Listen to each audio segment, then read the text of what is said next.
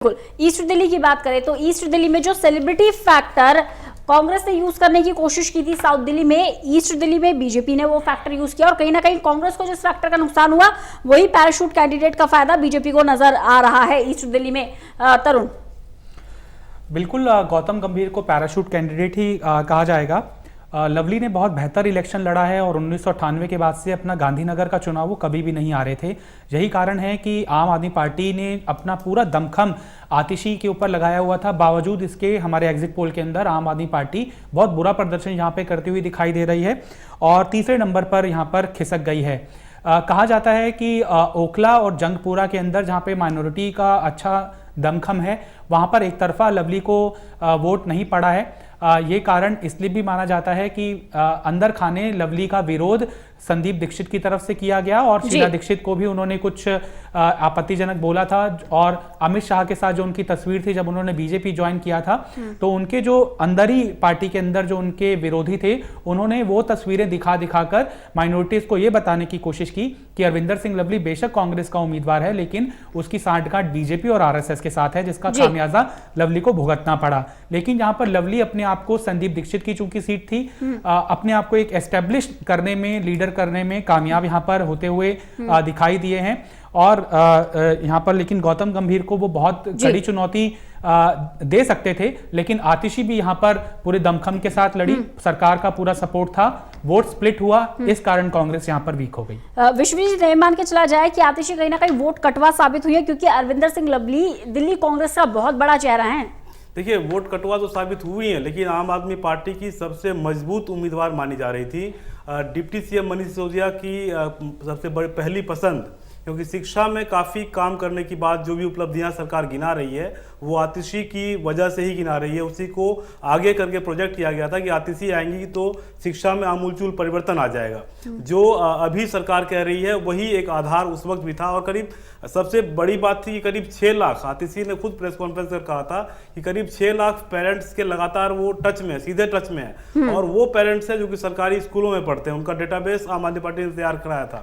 तो उम्मीद थी पार्टी को कि आतिशी मार्लिना वहां पर करिश्मा कर जाएंगी लेकिन देखिए कि बिल्कुल वो 15% वोट पर आकर सिमट गई है और ये डिप्टी सीएम के लिए भी कह सकते हैं कि करारी शिकस्त है। लगातार वो ट्वीट कर रहे हैं, कहीं ना कहीं बौखलाहट दिख रही है उनके अंदर से भी कि जो उम्मीद लगाए बैठे थे वो नहीं हुआ। सिर्फ 10 विधानसभा क्षेत्रों में से सिर्फ एक सीट पर बीजेपी के विश्वास नगर से ओम प्रकाश शर्मा विधायक है, बाकी 9 सीटों पर आम आदमी पार्टी का ही कब्जा है और वहां पर भी अगर आम आदमी पार्टी की हालत हो रही है तो निश्चित रूप से ये कह सकते हैं कि वोट छिटक रहा है। उसके मुकाबले गौतम गंभीर जो कि सेलिब्रिटी थे, बिल्कुल पूर्वी दिल्ली से सीधे कोई नाता नहीं था, दिल्ली के थे, इसके बावजूद वो वहां पर सबको पटकनी देने में कह सकते हैं कि वो कामयाब रहे नजर आ रहे हैं। प्रदीप, अगर हम बात करें आतिशी की तो ये मान के चला जाए कि हार सिर्फ आतिशी की नहीं है बल्कि मनीष सिसोदिया की भी है। देखिए बिल्कुल, और ये कहा जाएगा क्योंकि आतिशी एक ऐसी मजबूत दावेदार थी आम आदमी पार्टी की ओर से जो इस सीट पर माना जा रहा था कि वो सीट निकाल सकती हैं और इससे पहले समीकरण बनाने की कोशिशों में आम आदमी पार्टी जुटी हुई थी लेकिन ऐसा नहीं हो पाया। इसकी पड़ताल की जाएगी लेकिन जिस तरीके से आखिरी कोशिश से करती हुई दिखी थी आम आदमी पार्टी गठजोड़ को लेकर, वो शायद उसको मालूम था कि जो समीकरण बनकर उभरेगा अगर कांग्रेस के साथ गठजोड़ होता है और ये सीट उनको मिल जाती है तो वो सीधे तौर पर निकाल लेंगे सीट को और इसलिए वो उनकी उम्मीदें थी।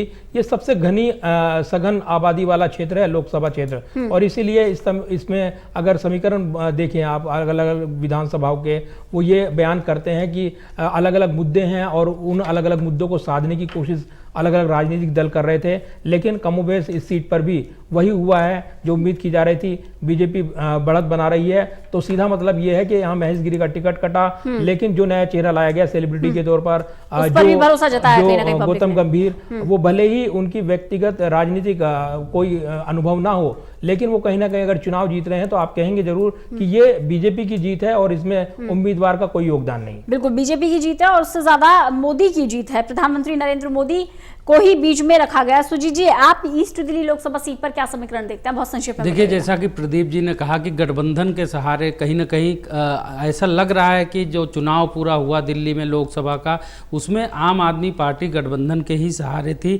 यही वजह कि आप देखेंगे कि बीजेपी के उम्मीदवार का नामांकन हो, कांग्रेस के उम्मीदवार का, उसमें सबसे बड़े जो पार्टी के चेहरे थे वो गए, लेकिन दिल्ली के मुख्यमंत्री अरविंद केजरीवाल किसी भी उम्मीदवार के नामांकन में नहीं शामिल हुए। तो कहीं ना कहीं वहीं से वो पिछड़ना शुरू हो गए और खुद सीएम जो है उम्मीदवारों के नामांकन में लगे। आपने देखा होगा अलग अलग राज्यों के मुख्यमंत्री अपने तमाम जो है उम्मीदवारों का नामांकन कराने गए थे। सबसे बड़ी बात ये। दूसरी बात, जो जीत मानकर चल रहे थे वो कहीं ना कहीं पिछड़ने की एक और बड़ी वजह है कि जो गौतम गंभीर पर जिस तरीके के आरोप लगाए गए, जनता ने शायद उसको स्वीकार नहीं किया उन आरोपों को। सिंपैथी वोट भी कहीं ना कहीं सिंपैथी वोट भी उनको मिला। इसके अलावा सबसे बड़ी बात, मोदी की जो लहर है वो तोड़ने में कहीं ना कहीं आम आदमी पार्टी और कांग्रेस दोनों फेल हुए। इस वजह से वहां पर जो है गौतम गंभीर राजनीतिक अनुभव न रखते हुए भी सबसे